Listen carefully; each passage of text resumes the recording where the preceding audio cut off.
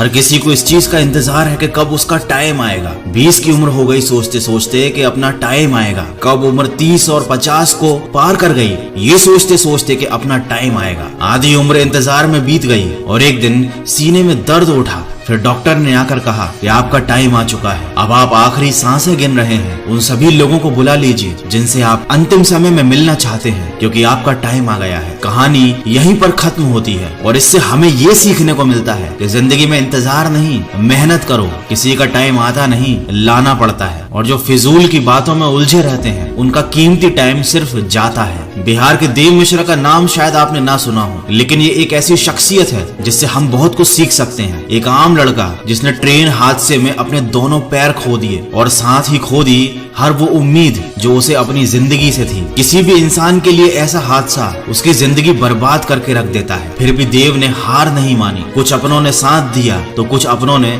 साथ छोड़ दिया, लेकिन उनकी माँ हमेशा उनके साथ रही। कुछ लोगों ने तो यहाँ तक भी कह दिया उनसे कि अब तुम भीख मांगना शुरू कर दो। अरे लोग तो होते ही ऐसे हैं, मुश्किल समय में साथ देना तो दूर, अच्छी बातें भी नहीं करते। लेकिन देव ने अपने दम पर जिंदगी जीना शुरू किया। पैर ना होते हुए भी वो अपने पैरों पर खड़े हुए। उन्होंने हार नहीं मानी और आज वो काफी ज्यादा फेमस हैं। देव मिश्रा हम सबके लिए एक मिसाल है कि चाहे जिंदगी हमारे साथ कोई भी खेल खेल जाए, हमें हार नहीं माननी है। एक बड़ी पुरानी कहावत है, किसी का बुरा करना, किसी पर अत्याचार करना एक बहुत बड़ा पाप होता है और अत्याचार सहना उससे भी बड़ा पाप होता है। लेकिन अब मैं आपको एक ऐसी कहावत बताने वाला हूँ जो आपने शायद ना सुनी हो। अगर कोई इंसान जिंदगी में कुछ करना चाहता है, कुछ बनना चाहता है, उसके कुछ सपने हैं, और उस इंसान से जाकर ये कह देना कि तुम कुछ नहीं कर सकते, तुम किसी काम के नहीं हो, ये एक बहुत बड़ा पाप होता है। और अगर कोई बात ये आपसे कहता है और आप इस बात को चुपचाप सुनते रहते हो, उस इंसान को इतनी इजाजत देते हो कि वो आपके सामने खड़े होकर आपके हौसले को तोड़ सके, आपसे ये कह सके कि आपसे कुछ नहीं हो सकता, और आप चुपचाप सुनते रहो उसकी बातें,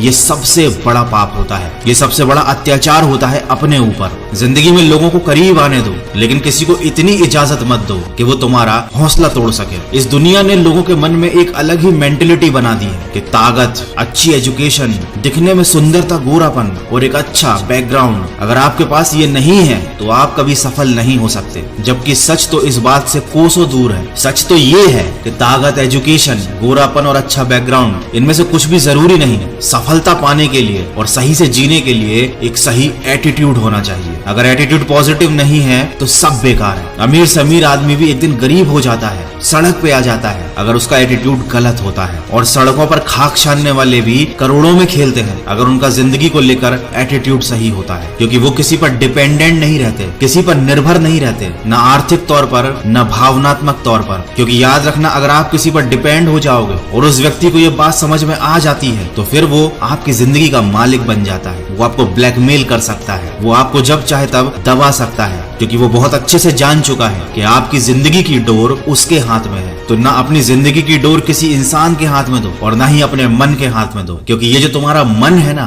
ये तुम्हारा सबसे बड़ा दुश्मन है। इसीलिए हमेशा किसी और की नजर से खुद की जिंदगी को देखो और जो सही लगता है वो डिसीजन लो। मन तो कभी करेगा, कभी नहीं करेगा। मन के चक्कर में न जाने कितने लोग लुट गए, बर्बाद हो गए। तो हमेशा अपनी जिंदगी को दूसरों की दृष्टि से देखो और वो निर्णय लो जो तुम्हारे लिए सही है। और अपने हर कदम को, अपने आने वाले काम को एक रहस्य रहने दो लोगों के लिए। दुनिया को सिर्फ नतीजे दिखाओ। देखो, लोगों को बहुत जल्दी होती है, हर चीज का नतीजा देखना चाहते हैं, लेकिन कोई भी बड़ा काम 1 या 2 दिन में तो होता नहीं है। तो उन्हें लगता है कि शायद आप इस लायक ही नहीं। वो आपको डिप्रेस करने की कोशिश करते हैं, जाने अनजाने में आपका मोटिवेशन खत्म कर देते हैं। देखो, अपने आप को समझना एक बारीक प्रक्रिया है। इस काम को समय दो, खुद को गहराई से समझना बहुत जरूरी है। आपको अपने हर सवाल का जवाब अपने ही अंदर मिल जाएगा। इस दुनिया में हर इंसान की प्रवृत्ति एक जैसी होती है। थोड़ी सी कठिनाई आ जाती है तो रोना शुरू कर देते हैं। सोचने की बजाय दोष दूसरों पर थोपना शुरू कर देते हैं। मन में तरह तरह के विचार आने लगते हैं कि काश मैं किसी अमीर इंसान के यहाँ पैदा हुआ होता तो शायद मुझे जिंदगी में इतनी मेहनत ना करनी पड़ती, इतनी परेशानियां ना उठानी पड़ती। लेकिन वो ये बात नहीं समझते कि वो कितने खुश नसीब हैं जो आज की सुबह जिंदा उठे। न जाने इस दुनिया में कितने ऐसे बदनसीब लोग थे जिन्होंने आज की सुबह का सूरज नहीं देखा। अगर तुम ऐसे सपने देखते हो कि तुम्हें कोई गड़ा हुआ खजाना मिल जाएगा, तुम्हारी किस्मत एकदम से चमक जाएगी, तो वाकई में तुम एक नंबर के स्वार्थी,